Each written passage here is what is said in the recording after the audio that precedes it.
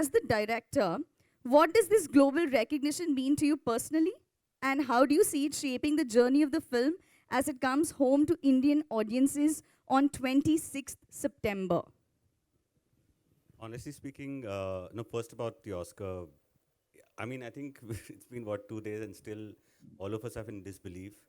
We are very, very thrilled, very, very feeling honored and humbled because we feel that the stories of our heartland, our people, are stories that are deeply humane, and it's a call for inculcating empathy and humanity in people and not see the differences between each other. So that is the message that we're going with, and that going on a global stage is a huge thing for us. But having said that, I feel, I mean, Cannes, Toronto, Melbourne, all of these things happened, and we were super thrilled for the claim that we got from around the world. But personally, for me, it being homebound to India is the biggest thing. I mean, that cannot be matched with anything else. We are so eager to see how everyone sees it on the 26th of September. We have made this film for our country. We made this film with absolute authenticity and absolute integrity, and it shows. I hope it shows here, and people appreciate it. Thank you. I've been saying this, and I'll not hesitate to keep repeating myself. This is the film that I am the proudest of.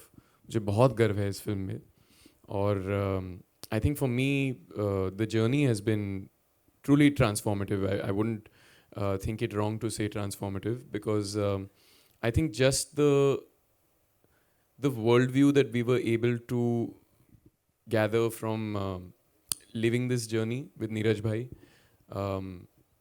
I've been a fan of his since Masan.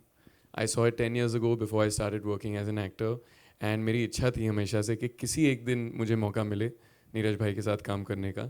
I wouldn't have imagine it would have been his sophomore feature, his second film. लेकिन जब मैंने तो जाहिर है मतलब जब मौका मिला नीरज भाई से मिलने का, उनके साथ काम करने का, I was very very excited about it. But जब मैंने स्क्रिप्ट पढ़ी, that's when I realize that this film is much bigger than all of that.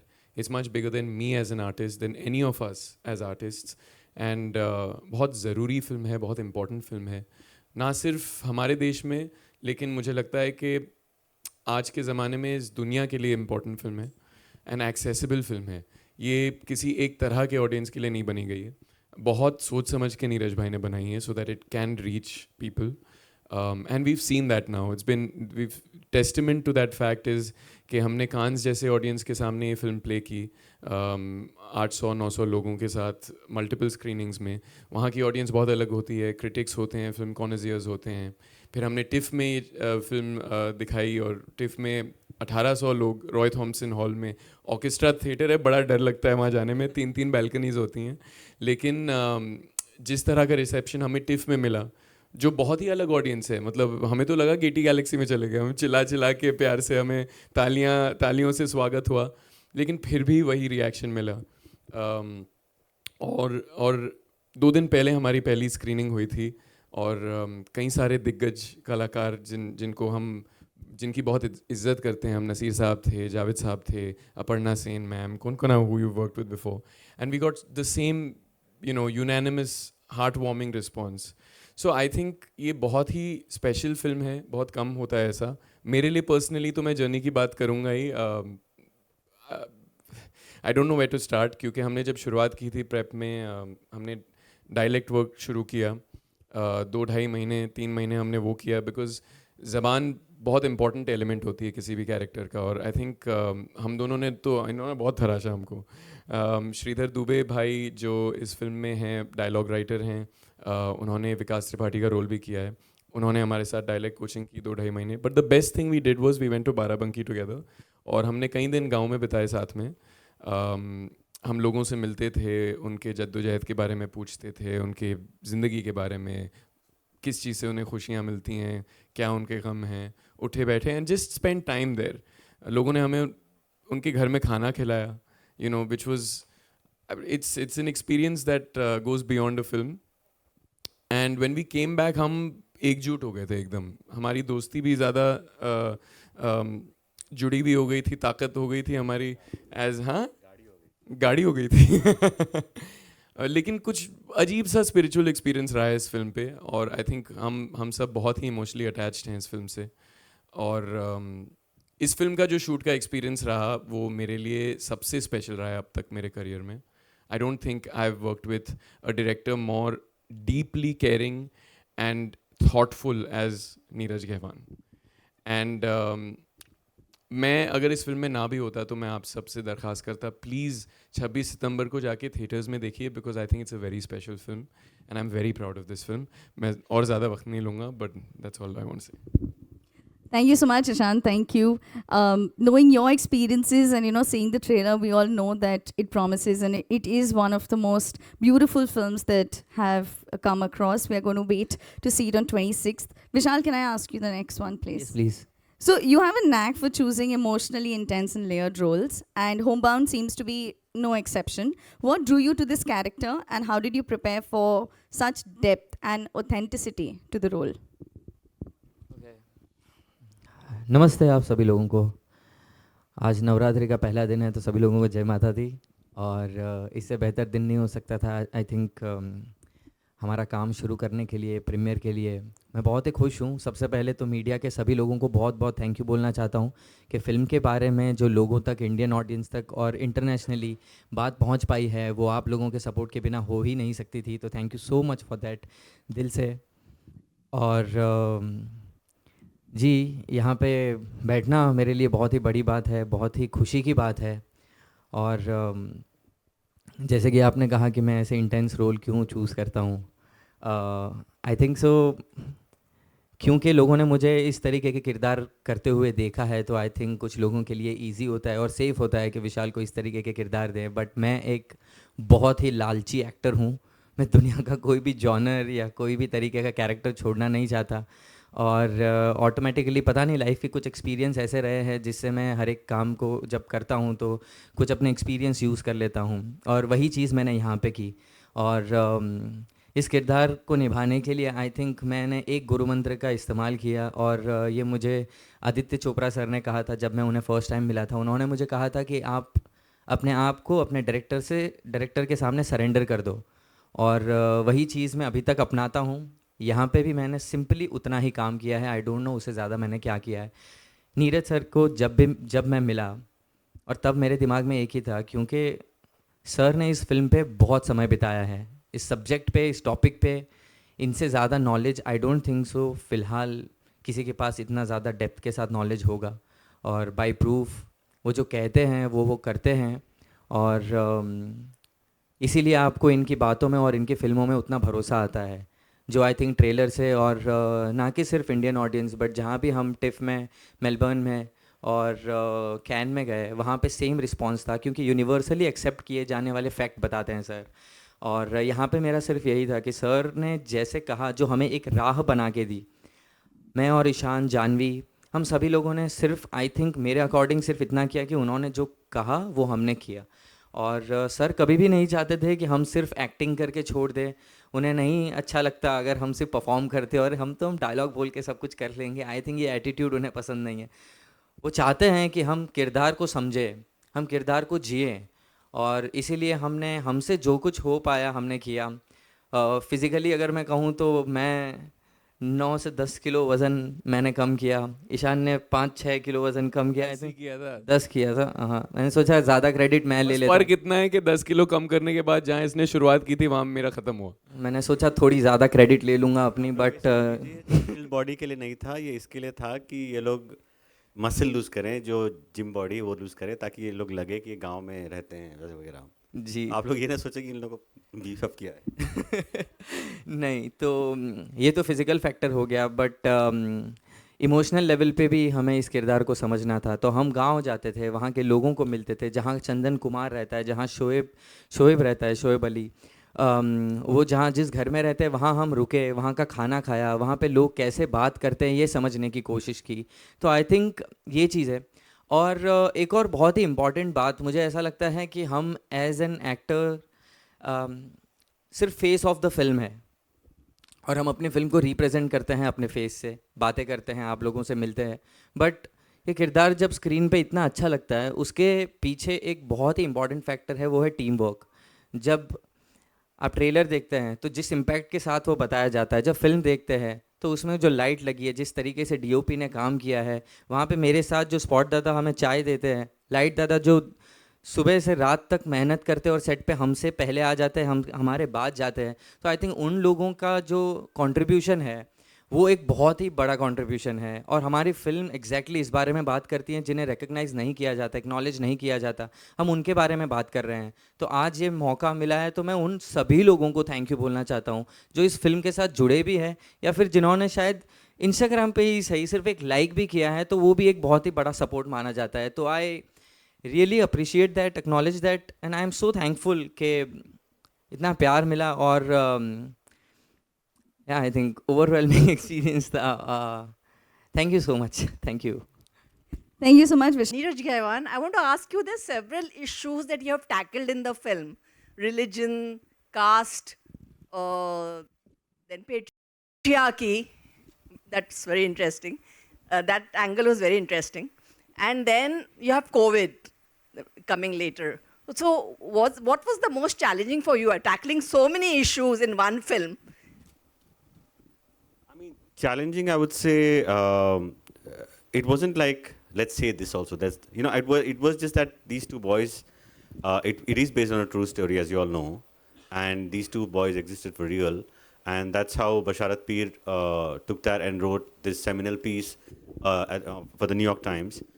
So we picked up from that, but then because they couldn't be just hollow tokens, they had to be fully fleshed out, and also since it had to be that way. So my thing is that when I write or direct, I have to make it my own.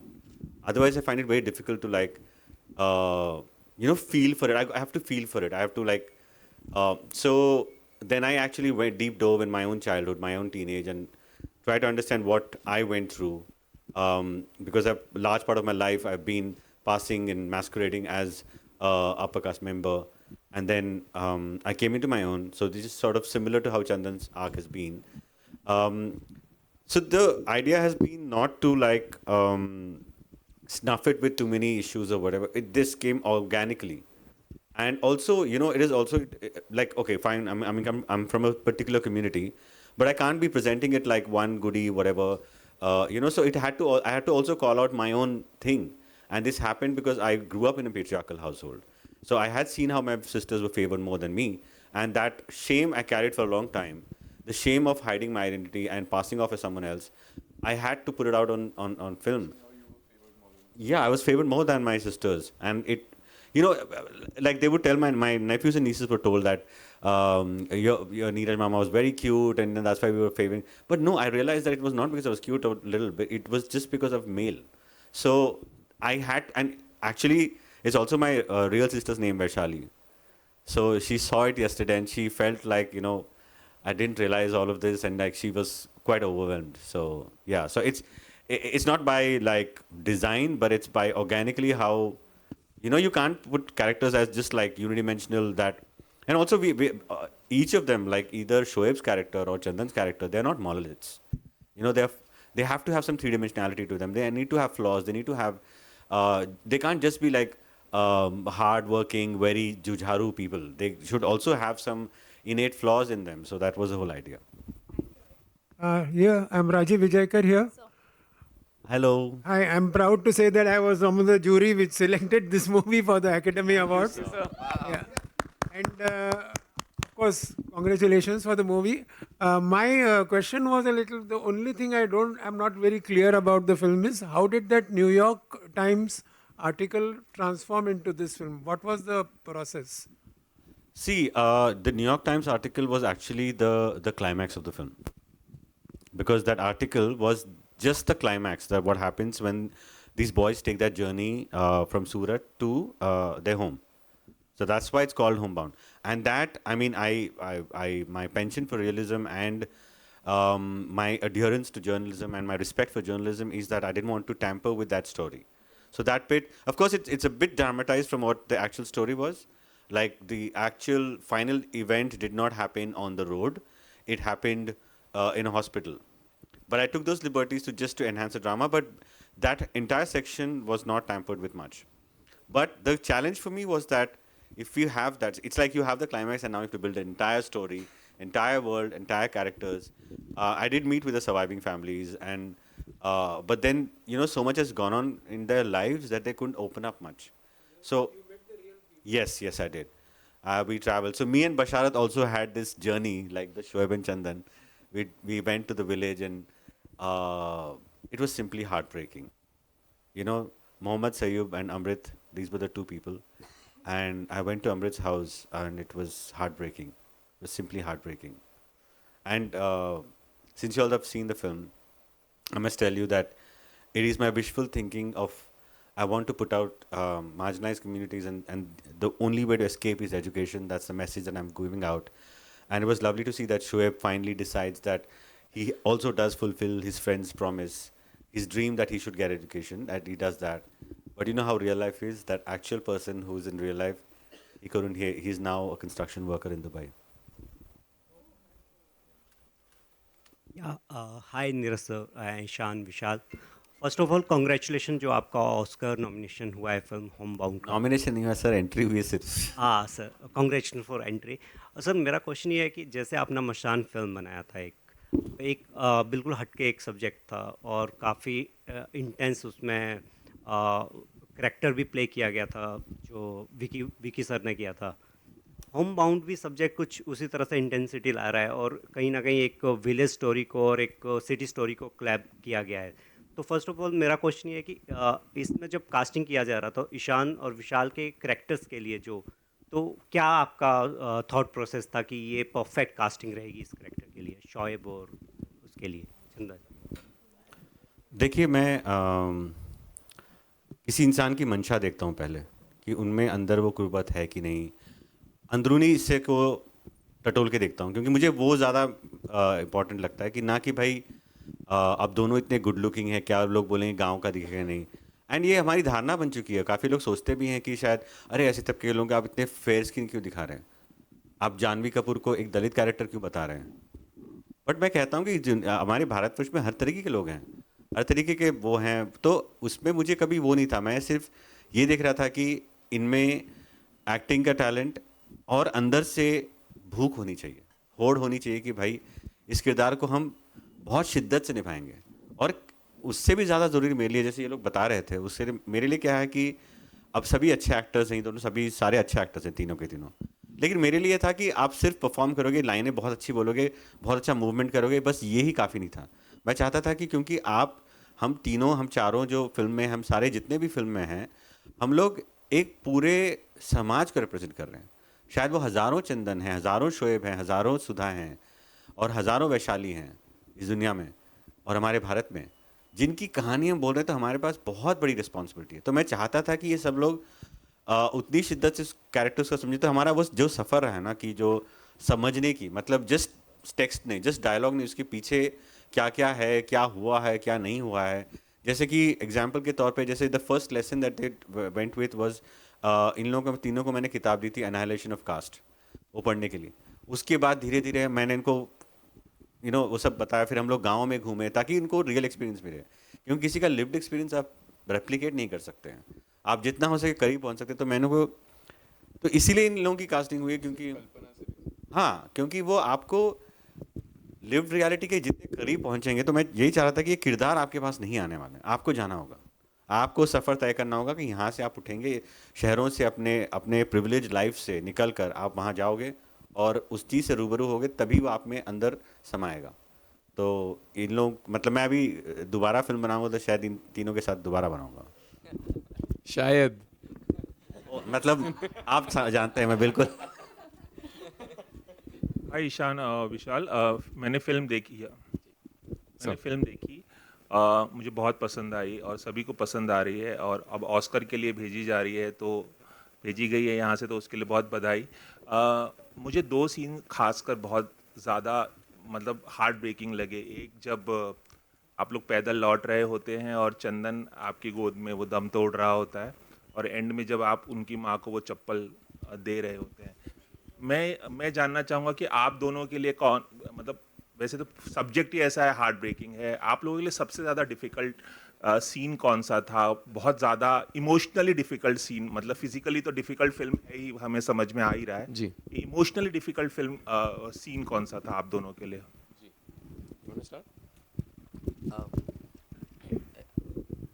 I think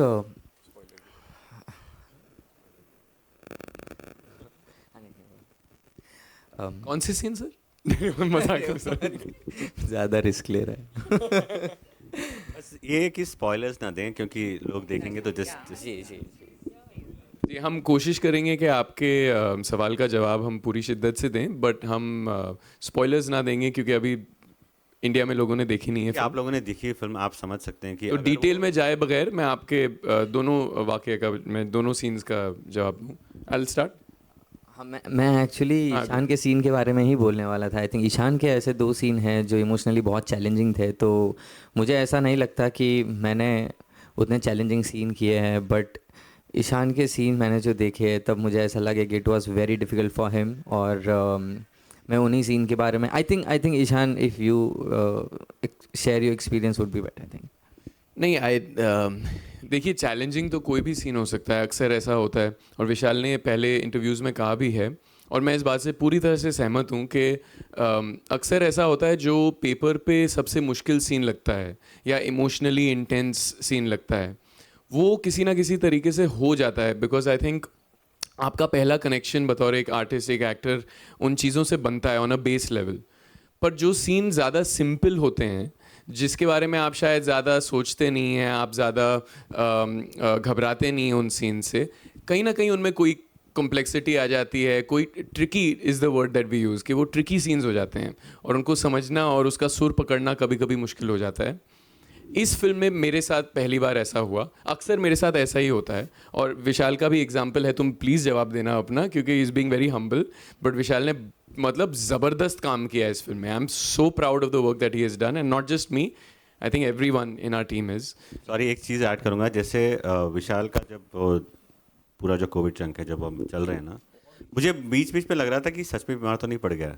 एक बार देख लो, क्योंकि वो सच में इतना इसने reality से वो किया है ना, मतलब मैं चेक कर रहा था कि ये ठीक है ना। और एक छोटा सा मैं इसमें ऐड करने के एग्जांपल दूंगा, एक सीक्वेंस है फिल्म में, उसी वॉक में, जब फिजिकल एक रिएक्शन आता है इनका, तुम्हें पता होगा मैं किसकी बात कर रहा हूँ, ज़रा ढूंढिएगा उसको फिल्म में। इतना कमाल किया है इसने, हमको वाकई में लगा था कि ये शायद बीमार पड़ गया, तो तो और भारी भी था यार उठाने में, बट 9 किलो कम करने के बाद भारी था। हाँ मैंने भी तो कम किए थे। सामान भी था साथ। तो ये है कि पहली बार मेरे साथ मेरे करियर में ऐसा हुआ कि जो सीन पेपर पे सबसे मुश्किल था, वो ही साबित हुआ सबसे मुश्किल मेरे लिए परफॉर्म करने में, और वो वही सीन है जिसका आप जिक्र कर रहे हैं। आई थिंक कि एक तरह से देखा जाए तो पूरी फिल्म उस पर कहीं ना कहीं हिंज कर रही थी। फिल्म का जो वज़न था उस सीन पे बहुत भारी था, और चूँकि वो सीन असली आर्टिकल से लिया गया है और बेस्ड इन रियलिटी है, तो एक जिम्मेदारी और भी बढ़ जाती है कि हम उसको पूरी ईमानदारी से परफॉर्म करें और मैनिपुलेट बिल्कुल भी ना करें। तो वो था बहुत मुश्किल सीन परफॉर्म करने में, और उसकी कहानियाँ भी कई सारी हैं जो आई थिंक पोस्ट रिलीज हम शेयर करेंगे। लेकिन आई थिंक नीरज भाई ऐसे डायरेक्टर हैं जो कभी हिचकिचाते नहीं हैं, कभी हेजिटेट नहीं करते स्टेक्स आपके बढ़ाने में। वो कह भी देते हैं कि देखो यार ये, और ये मेरी पहली फिल्म में मजीदी सर मेरे साथ किया करते थे, और मैं एक जवान एक्टर था, मेरा क्राफ्ट रॉ था, लेकिन मुझे डरा डरा के भी करते थे, and that was not the intention, but he would always say कि ये बहुत ज़रूरी सीन है and we can't take it for granted and we can't be lax on this. तो आई थिंक हम दोनों डरे हुए थे इस सीन को लेकर कुछ हद तक, लेकिन आई थिंक जिस तरह का माहौल नीरज भाई के सेट पे होता है, every thing is supporting the actor, everything. एक चीज़ मैं कहूँगा, गेट कीप नहीं करेंगे इस चीज़ को, एक प्रोटोकॉल है इनके सेट पे जिसको ये कोड 360 बुलाते हैं। तो कुछ ऐसे सीन्स हैं जो बहुत इंटेंस सीन होते हैं जिसमें कोड 360 लागू हो जाता है हमारे सेट पे। द फर्स्ट एडी सेज के कोड 360 एक्टिवेटेड, तो सारे यूनिट के मेंबर्स हैं, वो जो सीन का जो टोन है, सीन का जो सुर है, उसमें फंक्शन करने लगते हैं, उसी सुर में काम करने लगते हैं। तो कहिए एक इमोशनल सीन है तो लोग ज़ोर से बातें नहीं करेंगे, एक्टर को बिल्कुल भी छेड़ेंगे नहीं, एक्टर से बातें नहीं करेंगे। क्लैप भी अगर दी जाएगी तो सॉफ्ट क्लैप दी जाएगी शॉट से पहले। अगर गुस्से वाला सीन है तो क्लैप क्लैप हार्ड क्लैप तो होगी। ऐसे क्लैप जो सीन का टोन है, इमोशन है, उसके हिसाब से देना है, उसी टोन में देना है। तो इन चीज़ों से बहुत फ़र्क पड़ता है। नीरज भाई म्यूज़िक भी यूज़ करते हैं जो मेरे लिए सबसे बड़ा बोन है। अगर मेरे करियर की शुरुआत से कोई एक प्रोसेस है, क्योंकि मैं मानता हूँ कि हर फ़िल्म के हिसाब से प्रोसेस आपको बदल लेनी चाहिए। एक्टर की प्रोसेस फ़िल्म पे कभी हावी नहीं होनी चाहिए। लेकिन अ, अगर एक कोई ऐसी चीज़ है जो मैं पर्सनली हर फ़िल्म से एक एज़ ए रिचुअल करता आया हूँ, वो है यूज़ म्यूज़िक। तो मुझे जब पहला पेचेक मिला था मेरी पहली फ़िल्म पे बियॉन्ड द क्लाउड्स में, तो मैंने उसका इस्तेमाल एक छोटा-सा स्पीकर खरीदने में ही किया था और उसी फ़िल्म में मैं यूज़ कर रहा था। वो स्पीकर मेरे वैन में रहता था या फिर हेडफ़ोन्स लगाए होते थे और म्यूज़िक से मुझे लगता है कि इमोशंस जो होते हैं, भावनाएँ होती हैं, वो कहीं न कहीं वो उभर के आ जाती हैं बाहर। That's my feeling and I think it's a very simple thing to get out of your head. अक्सर हम ओवरथिंक कर लेते हैं, जब अटक जाते हैं अपने खुद के थॉट्स में, तभी रुकावट आती है सीन में, फ्लो करने में। तो I use music a lot and he actually इसमें हम लोग we should acknowledge the music that for this specific thing that you talking about. यहाँ पे रहते हैं। उसमें कहीं 3-4 गाने थे जो हमारे थे, लेकिन उसमें सबसे स्पेशल जो गाना था, जो काफ़ी मुझे प्रभावित भी किया और बहुत सालों से, और एक फ़िल्म के लिए एक प्रेरणा स्रोत रहा है पूरी फ़िल्मांकन के दौरान और उसके लिखने के दौरान। मैं सुबह उठ के मतलब 4 बजे उठ के लिखना शुरू करता था और कुछ नहीं आता था, वो गाना सुनता था तो कहीं एक मिल जाती थी। वो था राह पे रहते हैं, जो गुलजार साहब ने लिखी है, आर डी बर्मन, नमकीन पिक्चर का गाना है। तो ये इतना हम लोगों को, मतलब मैंने ईशान बहुत सुनने लगा था, मैंने बोला तुम मत सुन क्योंकि वो क्लाइमैक्स के लिए रख, उसको यूज़ मत कर ज़्यादा। तो Sorry to interrupt. Last two questions. Sorry, Hi, इनको कॉफ़ी पिला दी जाए प्लीज़, बहुत ज़्यादा अंग्रेज़ी ले रहे हैं। I have a question here. Hi, I have a question here. I'm Princey from the People Bazaar. I've been Hi, cheering Princey. for a film on my Instagram. My question is to all three of you. The film has been received very well across all international platforms, and now it's pitched for yet another bigger international platform. What do you think is, what would you want the biggest takeaway that the global audience take from this film? I think it's a cumulative answer that all of us will agree. It's empathy. We really want, and that's our core message, that we want. There are many kinds of people, many kinds of communities, and everything. But I think it's eventually people failing people. So our entire goal has been making this film is that people that don't look like you, that don't talk like you, that don't think, that have different worldviews and value systems, and also maybe ideologically different. I'm saying that we should have empathy even for those, because it's gone on too much that there's so much hate and there's so much of disdain for each other that it's about time across the world that we just stop and take a beat and maybe have a conversation, a dignified conversation, and engage in dialogue and not engage in, aspersions and like squabbles and stuff. So that's my entire. Seconded, ma'am. And I think just to add to that, sometimes it's not necessary to accept another person's way of living, ideology, way of thinking. You do not have to accept it as your own or accept it at all. Sometimes it's enough to just lend a ear and listen and have the tolerance, or I don't even like the word tolerance because intolerance क्यों ही होनी चाहिए. I feel just to have the openness of heart to just listen and yeah, make space for the other person. That's it. I think sir ने और ईशान ने हर एक चीज़ बता दी। मैं छोटे सेंटेंस में आई थिंक इतना कहना चाहूँगा कि इंसान को इंसान की तरह देखना चाहिए और उसके बीच में जाति या रिलीजन या कलर, हाइट, बॉडी, क्या खाता है क्या नहीं, उन तरीके से नहीं देखना चाहिए। और दूसरे के पॉइंट ऑफ व्यू अंडरस्टैंड करने की अगर कोशिश करें तो आई थिंक हर एक प्रॉब्लम का सॉल्यूशन हो सकता है। प्यार को प्यार रहने दो, रिश्तों का इल्जाम न दो। हाँ हाँ। अगली फिल्म में सर डायलॉग सारे लिखेंगे. नहीं, गुलजार साहब 2 बार हो गया. Hello, sir. This is Rujita from Filmfare. This side. My question is for Neeraj, sir.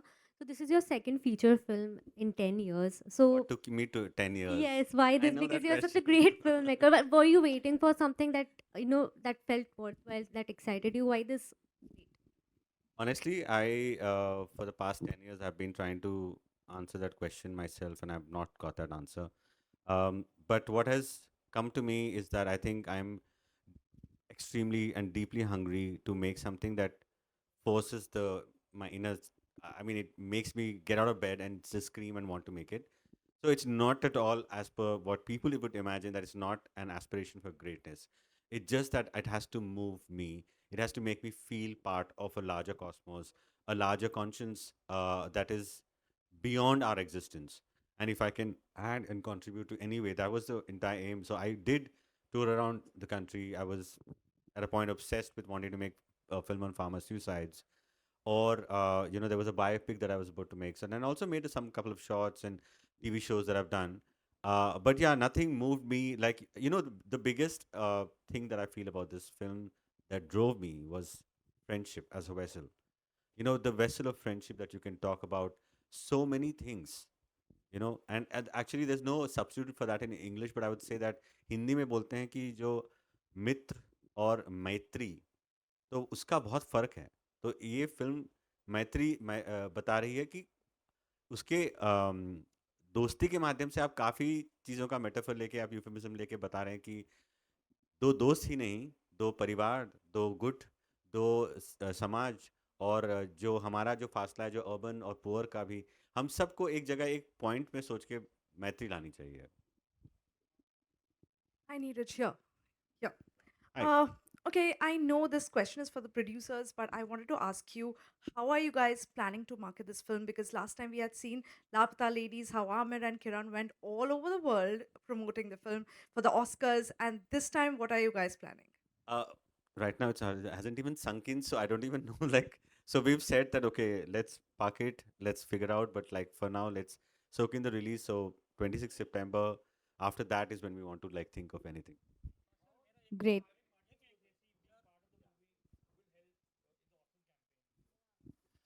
Well, Thank- yes, of course, it is going to help, and we are quite privileged to have his support. He's been so instrumental in giving us a copious amount of notes. He sent across our producer Merita Toscan about the script, so I changed the script. Guys, please don't talk while we are. It's really distracting. I'm sorry. So when we, I just said, yeah, it's very distracting. I'm sorry. So his contribution to the script has been quite a lot, because I've changed those beats. And then again, he came back when we were editing the film. He's given feedback on the edits. So, and all of this selflessly. I don't think any person, I mean, that's the reason why he's the biggest filmmaker around the world. We are good. आपका सवाल था.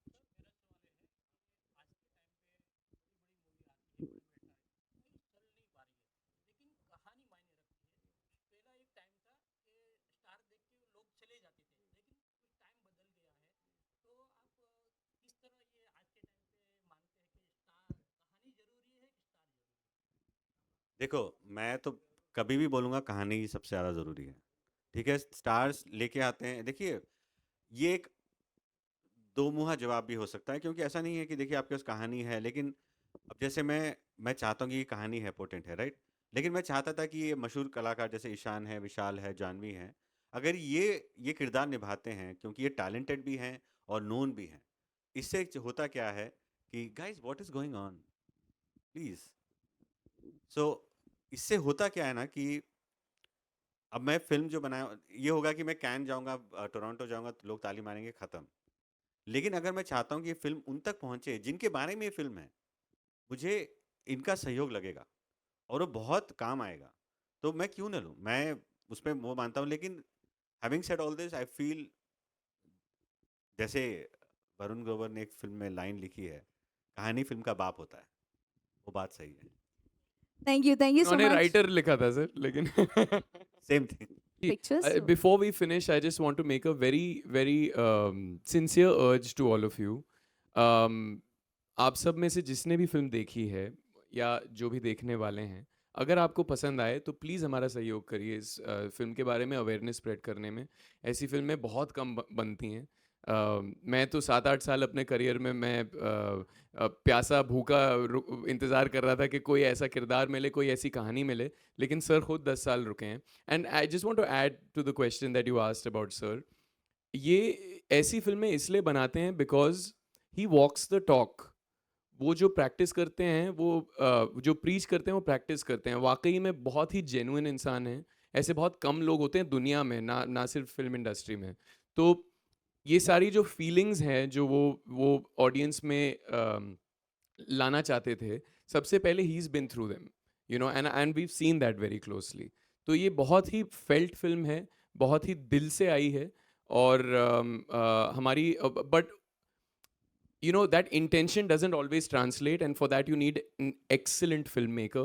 And I think Neeraj भाई कमाल के director हैं, लेकिन उससे भी बढ़कर फिल्म मेकर हैं, और फिल्म इनकी दूसरी आ रही है 10 सालों बाद.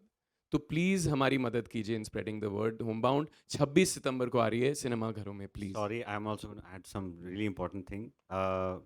देखिए, ये मतलब मैं अभी डायरेक्टर की पदवी से बाहर निकल के मैं एक बार इस फिल्म को देखना चाहूँगा, तो मैं बोलूँगा कि आप सबने फिल्म देखी है और आप सब पत्रकार हैं. मैं भी किसी ज़माने में पत्रकार था, तो मैं पत्रकार की इंटेग्रिटी को समझता हूँ और आपकी फ्रीडम को मैं समझता हूँ. लेकिन मेरी ये गुजारिश है कि आप लिखें, बखूबी लिखें, बहुत प्रमोट करें हमारे लिए बहुत अच्छी बात है. लेकिन जो लास्ट का जो सीन है वो मेरे अगेन मैं कह रहा हूँ कि मैं डायरेक्टर से बाहर निकल के बोल रहा हूँ कि शायद प्रॉब्ली लास्ट कुछ साल, डेकेड्स में I would say I have seen such a performance come out from an actor with the climax seen that is done. And you know, अगर आप स्पॉइलर दे देते हैं कि उसमें होता क्या है, यू नो, आप लोगों को जो एक्सपीरियंस हुआ है शायद उन लोगों को ना मिले, तो you will rob them of that experience. So I would request to not talk about that thing. You can definitely talk about that performance for that scene, but not what happens in it. Thank you. मैं भी, अब सबने कहा है तो मैं भी थोड़ा सा लेफ्ट आउट फील ना हो मेरे को.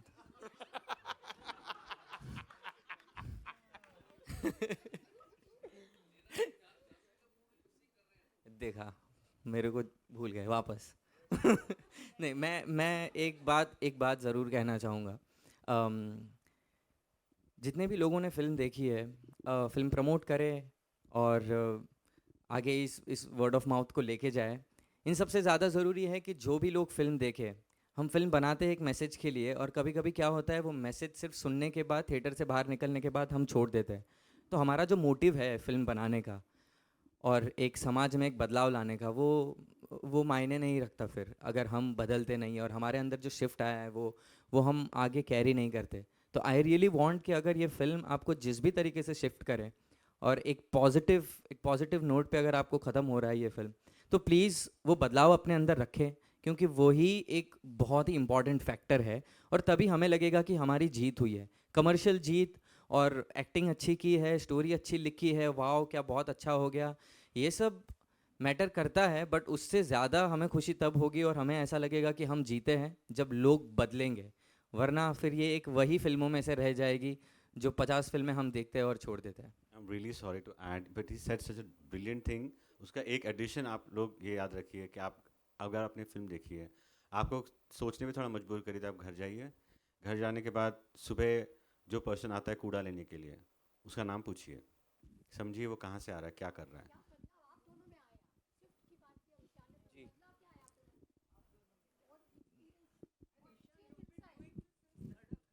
क्या चीज़ ma'am? What change has come? अच्छा, सो सबसे पहली चीज़ मैम, जो मुझे बहुत खूबसूरत लगी, नीरज भाई किसी भी फिल्म को शुरू करने से पहले एक टीम मीटिंग करते हैं. तो हमारे फिल्म के जो पहले 3 दिन थे उसमें ज़्यादातर मेरे जो ऑफिस के सीन्स थे वो थे. तो मैं थोड़ा जल्दी पहुंच गया था वहाँ पर, तो मैं बैठा उस टीम मीटिंग में, और जिस तरह की चीज़ें उन्होंने अपनी टीम के साथ शेयर की कि इस तरह से हम काम करेंगे दोस्तों. सबसे पहली चीज़ तो ये, किसी को भी अपने से नीचा नहीं समझते. There is genuinely no hierarchy on a set. Hierarchy सबसे पहले तोड़ते हैं वो. कोई बड़ा नहीं है, कोई छोटा नहीं है, कोई स्पॉट दादा नहीं है, कोई लाइट दादा नहीं है. आप प्लीज़ उनको नाम से पुकारिए. Everybody is an equal contributor to the film. अगर किसी के पास किसी चीज़ के बारे में कोई ख्याल हो तो वो बेझिझक जाके इनसे पूछ सकता है. मैंने देखा है खुद. और अगर कोई अपने हेजिटेशन से नहीं पूछ रहा तो वो उनको खींच के बाहर लाते हैं कि यार रिजवान बेटा इधर आना, कोई प्रोडक्शन असिस्टेंट हो, अगर कोई आर्ट असिस्टेंट हो, तो क्या लगता है यार इसके बारे में, ऐसा बताना। वो उनको सबसे ज़्यादा समझ है उनको क्या फिल्म बनानी है, लेकिन वो सुनते सबके हैं। And that's a very rare quality. I don't see that. That's why I say practice what you preach, you know. I see him do that. Everybody is humanized on his set. वो हमारे set पे भी we had a Consent. about, firstly it was about, it has to be a more than 50% women crew, and they can't be just token crews, they have to be HODs.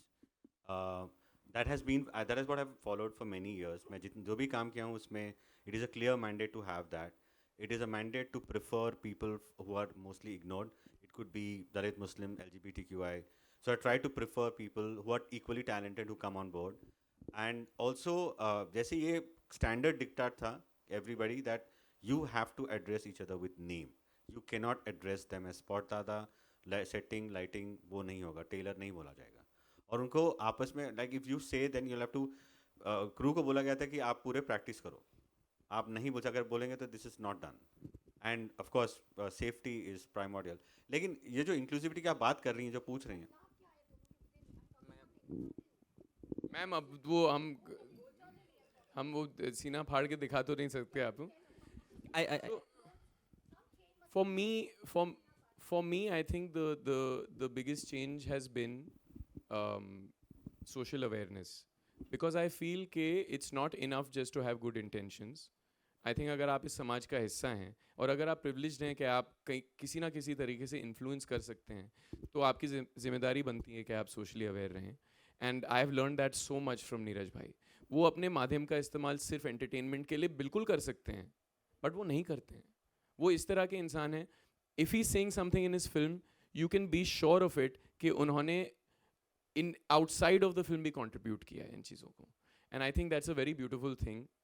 मेरे पहली film के director ने मुझसे सबसे पहली चीज़, मुझे एक गुरु मंत्र मुझे मजीदी सर ने दिया था कि मैं जानता हूँ कि तुम अच्छे एक्टर बनना चाहते हो, अच्छे आर्टिस्ट बनना चाहते हो, सबसे पहले बंदे बन जाओ, सबसे पहले अच्छे इंसान बन जाओ, जो भी तुम चाहते हो वहाँ से आएगा. So it was reassuring for me. It pushed me in that direction again, that you do not have to be a megalomaniac to be able to do this job and be in this industry and be successful.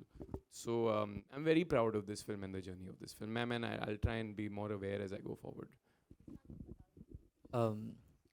तो बहुत कम ऐसी फिल्में होती है जो करने के बाद, जिसका किरदार निभाने के बाद आपके अंदर एक चेंज आता है. वैसे तो हर एक किरदार आपके अंदर कुछ ना कुछ बदलाव लाता है, कुछ आपसे लेता है और कुछ आपको देता है. बट इस फिल्म में हम एक बहुत ही इम्पॉर्टेंट मुद्दे पर बात करते हैं जो कि मुझे बहुत ही यूनिवर्सल लगता है. हर एक लोग अपने अपने मायने में, अपने अपने एक्सपीरियंस से किसी ना किसी तरीके से खुद को एक्सेप्ट नहीं कर पाते हैं, खुद की आइडेंटिटी को एक्सेप्ट नहीं कर पाते.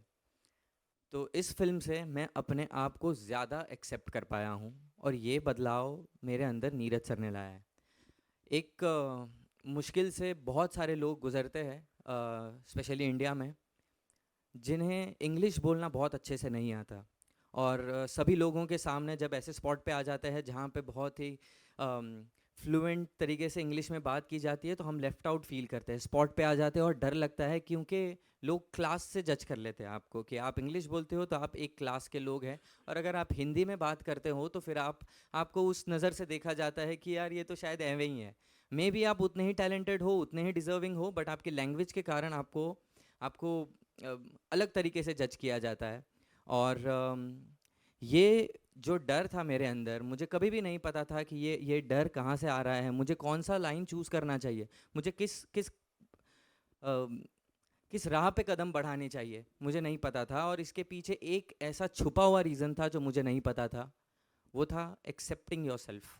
तो मैंने जब अपने आप को एक्सेप्ट कर लिया कि यस, मैं ऐसा नहीं हूँ, मेरी अपब्रिंगिंग ऐसी नहीं रही है, मेरी लाइफ के एक्सपीरियंस, मेरे मम्मी पापा मुझे उतने अच्छे स्कूल में एजुकेशन नहीं दे पाए हैं, बट वो जो कर पाए हैं वो ये है, और इसी के वजह से मैं आज यहाँ पे बैठा हूँ. तो मुझे नीरज सर ने यही कहा था कि तू यहाँ पे जब है तो तू सिर्फ इसी वजह से है क्योंकि तू जितना है उतना ही है. तो उससे कम होता तो भी शायद यहाँ नहीं होता, और तू इससे ज़्यादा होता तब भी शायद यहाँ नहीं होता. तो अगर मैं बहुत ही क्लासी और बहुत ही कूल डूड तरीके से बिहेव करता तो शायद मैं इस फिल्म का पार्ट नहीं होता, आज हमारी फिल्म ऑस्कर में नहीं गई होती. तो आई थिंक एक्सेप्टिंग योरसेल्फ, तो ये वास्तविकता में तुम जो हो, जो अंदर से हो, बस वो ही है, इसीलिए तो हम तुमको चूज़ किए. तो वो उसको कभी नहीं Thank you. छोड़ना है। Thank you Fantastic. Thank you so much और इस बात का सबूत ये है कि ये बड़े बड़े थिएटरों में 2600 कैपेसिटी की थिएटरों में बैठ के टोरंटो में कांस जैसी जगहों में अपनी भाषा में उसने अपनी बात में बात होनी चाहिए, चाहे वो कोई भी जबान में हो। तो इसने अपनी बात कही और थिएटर तालियों के गूंज से भर गया था। सो बात में बात होनी चाहिए because he speaks very well and also that's why ma'am we made this film, we made a very rooted Indian film. हमने अवधि हिंदी में फिल्म बनाई है, हमने अंग्रेज़ी में फिल्म नहीं बनाई है फेस्टिवल्स के लिए, और फिर भी वो बात उन तक पहुंच गई। सबटाइटल्स हो जाते हैं बट बात उन तक पहुंची।